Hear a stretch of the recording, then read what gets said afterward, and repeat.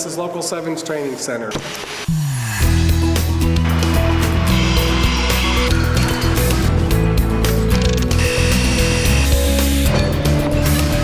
This is our new training center that we moved into in April in 2009. A move that was needed for expanding the training center. And now we have 16,000 square feet of training space. Things are good.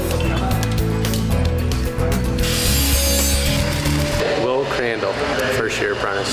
I enjoy what I do. I'm learning as I go here with welding. You're learning something new every day when you come into class. You're just pushing your skills and your abilities every day you come in. This is kind of like the Plumbers and Pipe Fitters College. What happens here is you work during the day, 8 hours during the day, and then you come to school 2 nights a week to supplement your training in orbital welding, plumbing, pipe fitting, math, science. I work regular 40 hours a week, and then after I get done with work, I come here for my 3 hours for my training. It's important to make sure you do a good job because you're showing your work and showing your company's work and you're showing what the school does. They're starting to really develop their skills. They're starting to get more responsibility on the job. They're starting to see the light at the end of the tunnel, that school's going to be over shortly. They're starting to become more journeyman than apprentice.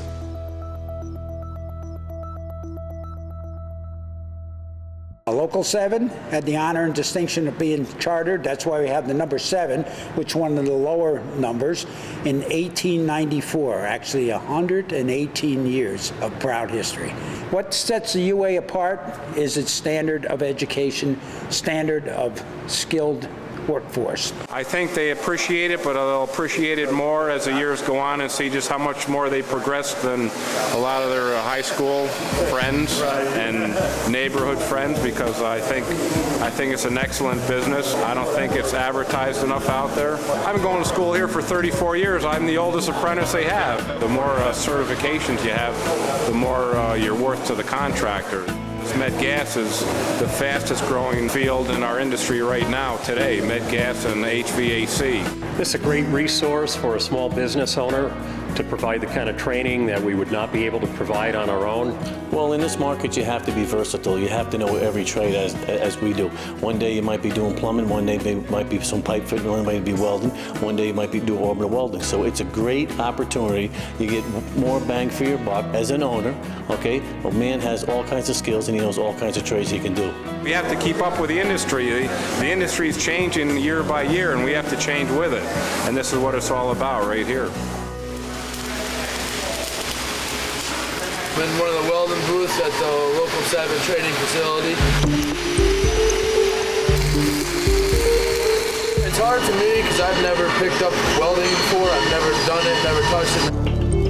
I've been to college, and college is unlike this. This is specifically related to your trade, and we actually get paid to come here. It feels good to know that these guys want to teach the youngsters how to come up to the ranks and do it the right way.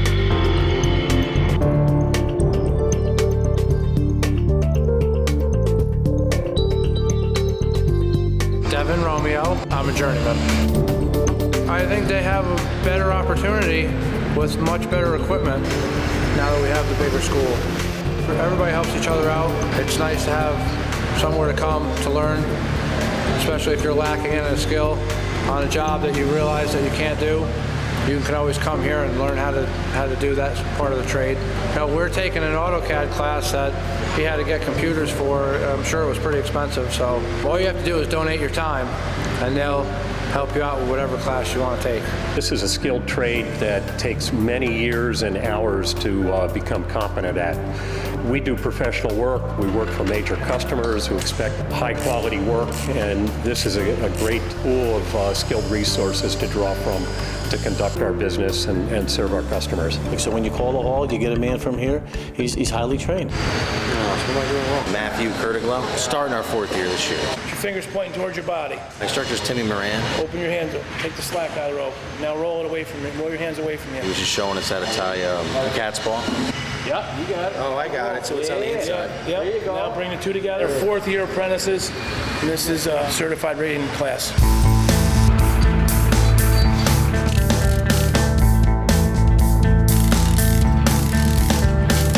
Class has been going very good. This is a great class. This is our first apprentice class going through this program. We've got 10 of them going through the program today, and everybody's doing well so far.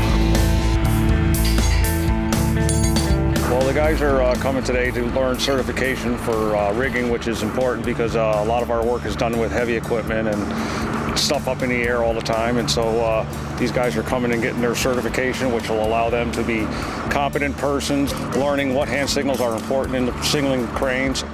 Have rope and knot tying. What the guys are trying to do is become proficient at what they are. There's a lot of techniques that they've never learned.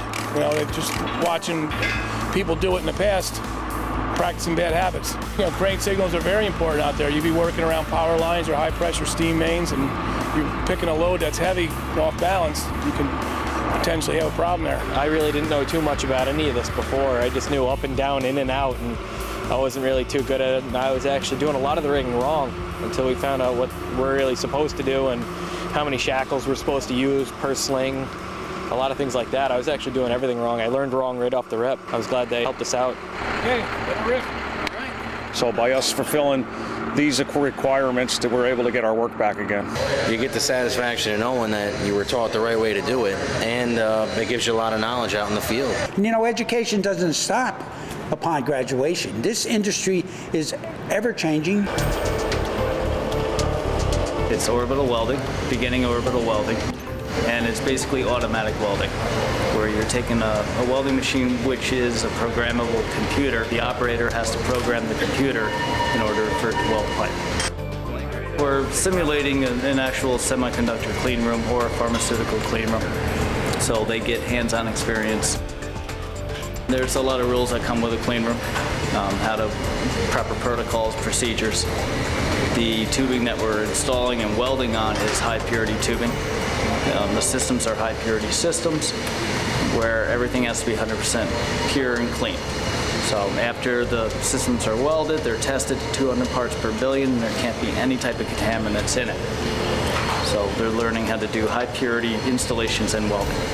We have a lot of companies in this region now with the Nanotech Complex on Fuller Road, Global Foundries up in Saratoga. There's a constant demand for what we do as plumbers now. None of us can actually believe that we're doing what we do today. So we've gone from heavy industrial pipe, lots of sparks and stick welds, to automated programs and welding systems. Just to build this training facility, to have a room like this, to actually have the environment to do it, keeps us top on our game, and we make the best out of the best out of here. The students come in and they leave here experienced to go into these places and perform what's expected of our union. Once you get out there, you're going to know. You're going to know what to do, how to do it right. I really don't ever expect to stop learning anything in this, and I just hope I keep learning something new every time. The UA offers the most well-trained, highly educated in the industry, in the world, really, you know, and I'm proud to be a part of that. That's kind of how we've set it up for the last 40 years, is actually there's an hourly contribution to our training fund, which makes sure that we have future journeymen to, you know, keep the ball rolling.